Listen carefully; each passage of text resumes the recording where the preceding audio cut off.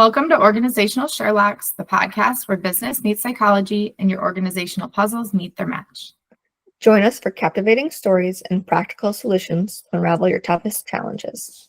I'm Dr. Elizabeth Fleming. And I'm Morgan Ashworth, your guides to a prescription for business success. Let's dive in.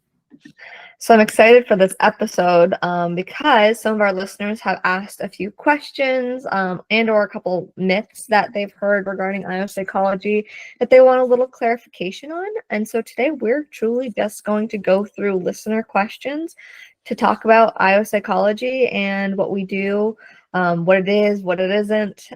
So let's get these clarifications out of the way.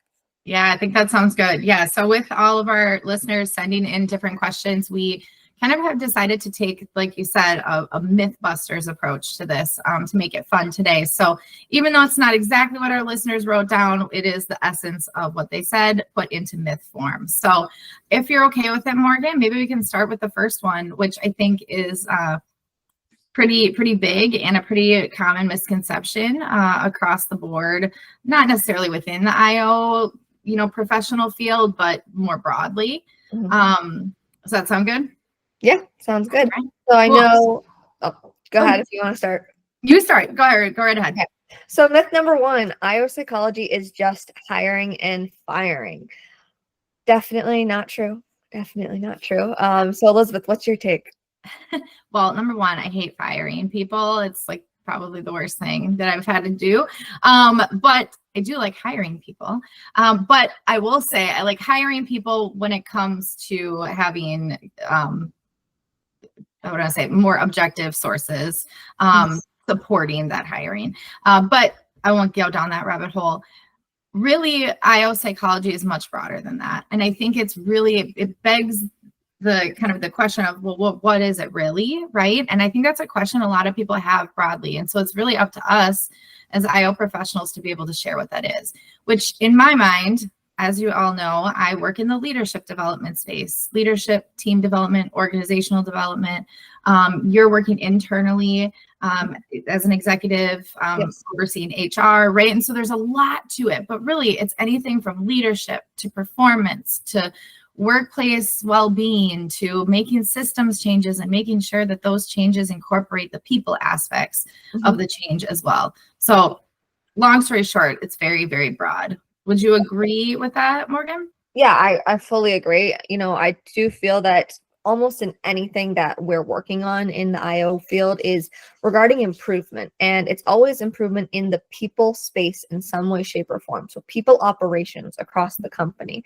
That could include positional changes. That could include leadership development. That could include hiring and how to, attract people. It could include developing skill sets. It could include just process-based improvements in an organization. To me, IO psychology is the entire employee life cycle. It is from the time in which you first talk to them as an applicant all the way through which they are potentially terminated or depart, and even sometimes after, due to the importance of exit interviews to understand what could have been done if something could have been done. Absolutely. Yeah, I mean, I think that, it's easy to look at it and, my world in the organizational space, when I'm doing organizational analysis or making recommendations, it's easy to look at that and say, oh, you're just changing the hierarchy of our organization, or you're showing us what systems to change or what processes to change. But all of that is within the lens of how it impacts people. And I think that is the kind of the underlying feature for me, is that no organization exists without people behind it. And so we can't leave them out of it. So no, IO psychology is not just hiring and firing. It's really that consideration or that lens of people throughout the employee life cycle, but also the business decisions that you're making. Yeah. What would you say one area of IO people tend to be surprised about when they learn it exists? That's a really good question.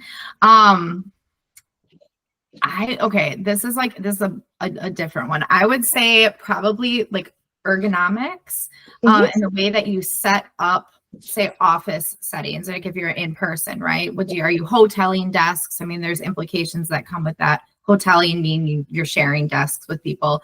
Or are you creating cubicles? Do people have doors on their offices? Like all of those things, even down to what mouse they're using or the keyboards they're using. Mhm. I think people are surprised that someone in the IO space could go down that route, which I find absolutely fascinating. Yeah. I love And color theory, so yeah, I feel it's interesting too because there are oftentimes safety implications to ergonomics too. yeah, You can see ergonomics in the safety space. And so because of that, someone might have an expertise in IO psychology, but they increase that expertise and now they apply into the safety realm too. And so there's a lot of juxtapositioning between the different environments, the different control aspects or overarching, um, compliance needs of an organization. So there's IO psychology and the people, there's ergonomics for motivation, which is more the IO side, but then there's right. also ergonomics for safety. So if you're going to work on it in one way, you have to understand it in the other way. And Yes. for that reason, you tend to broaden your scope much more than you even expect to, even when you become specialized. So for example, within ergonomics, having control over the amount of light in your room, having control over having lamps, or having control over the distance your seat sits from the desk. All of that has motivational factors within them.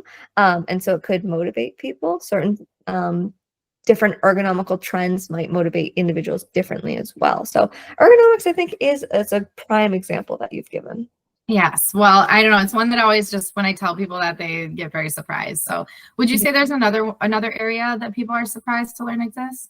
Yeah, I would say the CI of, say, like manufacturing or just overall processes in an organization. Let's not think people processes, but continuous improvement in the sense of like, let's move these machines around to ensure that we are walking less distance. So the lean manufacturing or lean workplace principles, I think that's also a surprising area. It has been an area of focus for myself at times. And then second to that, consumer psychology is Yeah. actually one that people forget about a lot. Consumer psychology does in fact fall under the IO realm at times, and it could bring you into the marketing realm and the sales realm. Mm-hmm. And data analytics too. Like typically when I think of consumerism, it's like, okay, we're looking at data analytics. Who's going to purchase my product? But there's an emotional component to that too, and a motivational component, which is, I think, a lot of times where IO comes in, and maybe even creating a really strong partnership with some of those data analysts to look at what does it look like and how do we market these products. So that's cool. Yeah, those are two really good ones. It's super broad, let's just be honest. And it, again, going back to the myth and what one of our listeners asked, it is not just about hiring and firing. There's so much more that we can offer. And again, I think it's up to all of us to explain that. How can we help different organizations and systems improve? Yeah. So if you're okay, maybe we jump to the second question. Okay. Okay. Well, I'll introduce this one. So myth number 2. We can remove bias with the right hiring tools. So here's what I'll ask you. What do you see as the risk in relying too heavily on algorithms or assessments for fairness? And I have the feeling you and I may have different thoughts on this. So I want to hear yours first. Yeah, so if you're using different algorithms, I do feel that when you don't have a people factor, like the human factor, even though there is bias in the human factor as well, there could be overlooks and oversights by that algorithm. So I'm sure lots of people have seen it if they've been trying to get hired into a workplace and they're applying places. They think they might be the perfect fit, but the algorithm jumps over them and they get denied by some sort of automated system or artificial intelligence. And so for that reason, with using algorithms, it still does not inherently remove bias. I know there are certain like demographic factors that these algorithms could accidentally be biased against due to requirements surrounding education, in maybe an impoverished area, something along those lines, where you're naturally making some sort of biased view, which you may have developed the algorithm in determining an education requirement. So then that's kind of the human bias existing in the algorithm too. I do feel it's so important that there's still a human eye on any resumes that come through the building for any type of position opening. It should never just go through a system and never be seen by a human. Absolutely. Yeah, no, I would agree with that. There was a period of time long ago where I had 400 applications for one role, and I looked through every single one. I mean, because I had to. I mean, it was a lot, but I agree with you. So obviously I have a love for assessment and objective data, and using that to help understand how somebody might fit within a role or within a culture, right? And so I do feel like assessments or tools like that are very helpful and should be integrated, because humans are biased.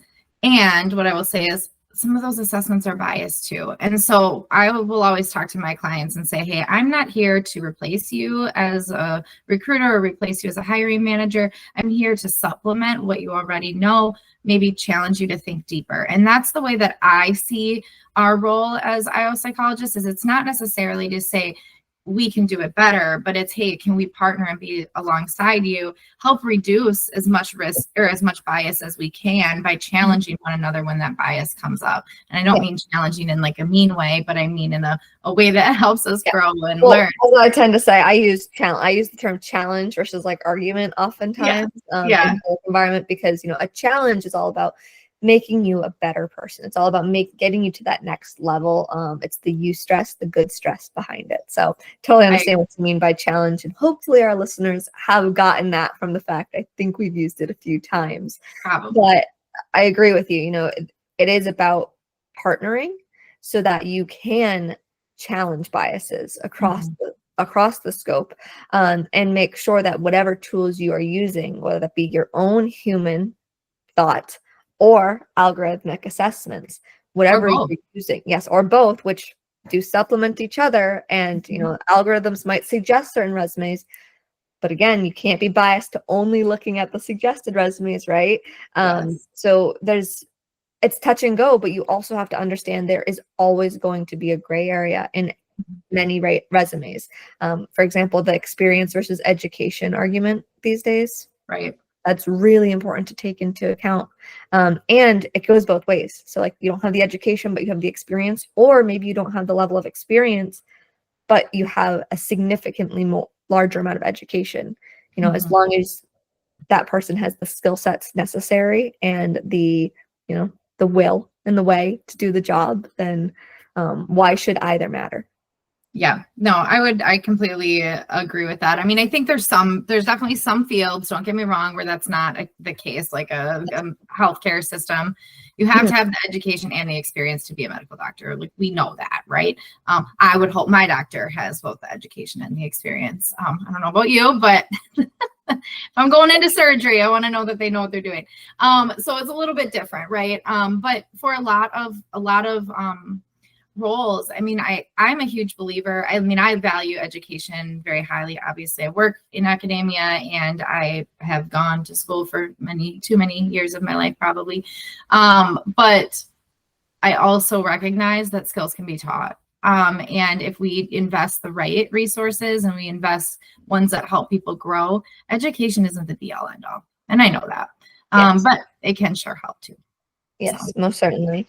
And yes, skills can be taught. It's all about that person's also want and motivation to be taught those skills.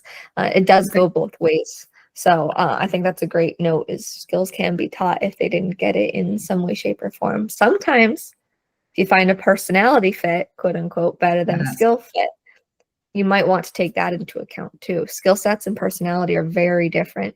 You might have someone that has all the skill sets, but they're very disagreeable. They're going to make a toxic culture. Do you really want to hire that person? Do you want to hire someone? I think about that all the time. Yeah. That is probably one of the number one factors I look into, is will they get along with the team they're going to work with? Right, right. That culture fit is really important, or the organizational fit. I mean, that's not, I mean, it can maybe be improved over time, but it's not something that is easy. It's not easy to do, right?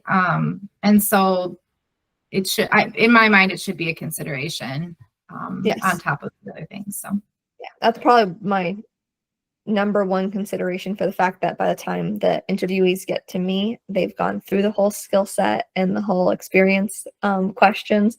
And so by the time they get to me, they've already been, um, you know, kind of brought down the funnel in a way. So right. I get to talk about culture with them.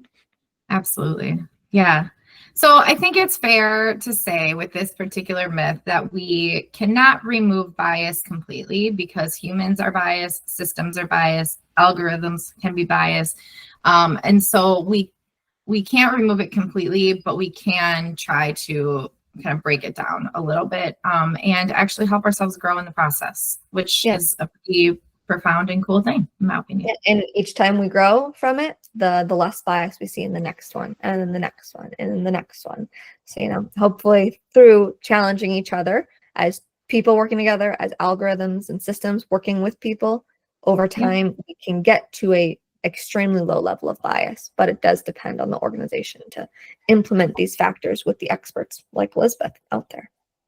Absolutely. All right, Morgan, do you want to bring on myth number 3? Yeah, so myth number 3, burnout is just about working too many hours, something that IO psychologists often have to discuss in the workplace or study in the workplace. Yeah, this is a big one. I actually do a lot of just one-off presentations for organizations about burnout and what it looks like and what to do about it. So here's what I'll ask you though. From your perspective, what are the signs of burnout that leaders often miss?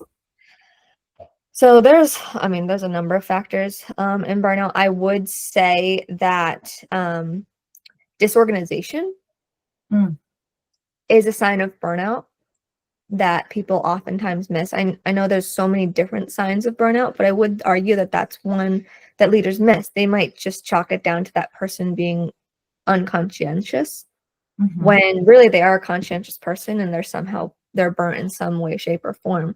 So if you see fluctuations in their levels of organization for their day and their workload, that could be one sign.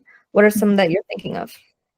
Yeah, I think a lot of times just kind of like the disengagement maybe from the team. I think when I think of burnout, like when I think of burnout, I think that it's a shift from what has previously been, right? So organization, like you said, if they were previously, really organized or somewhat organized, and the level of organization has changed, level of engagement has changed, if they're, having a hard time getting to work on time, or, not really invested in meetings, or, whatever, missing deadlines, that kind of stuff. Those are some of the more profound signs of burnout, in my opinion. But I do think that there's an opportunity for leaders to look at what comes before burnout, when stress becomes too much and is leading to a place of burnout, so that they can intervene earlier and do something to help. So it's not just about working too many hours, although that can absolutely be a place of burnout. I'm not saying it can't. But in my favorite word, it's all in my mind, it's all about not being aligned. Things going on where what's happening in their day-to-day current state is not in alignment with what would help them to feel good and not burned out.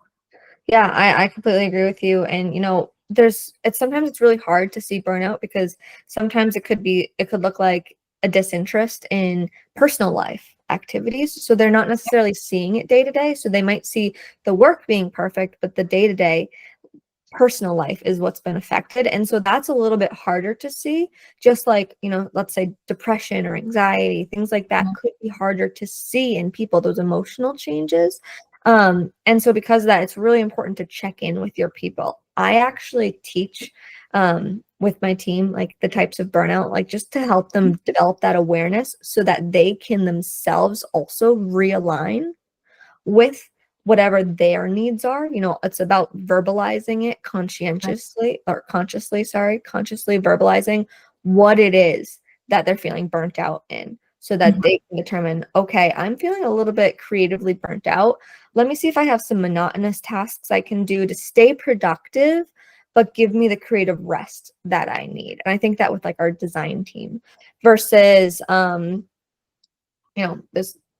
so many different types. There's physical burnout, which is, the idea that you're physically burnt out. So if you're working in a manufacturing area and you're super physically tired, like you might need to take an extra break. You might need to ask for a lighter work for a day. It's okay to ask about those things, but you have to be intuitive with yourself. And managers should try to check in with you in case you can't be intuitive with yourself. It's a responsibility of both parties in my mind. And then one last note I like to make is, as you talked about alignment, sometimes reconnecting with that passion will relight your match. Let's say if you're feeling creatively or socially burnt out in some manner. Absolutely. Yeah.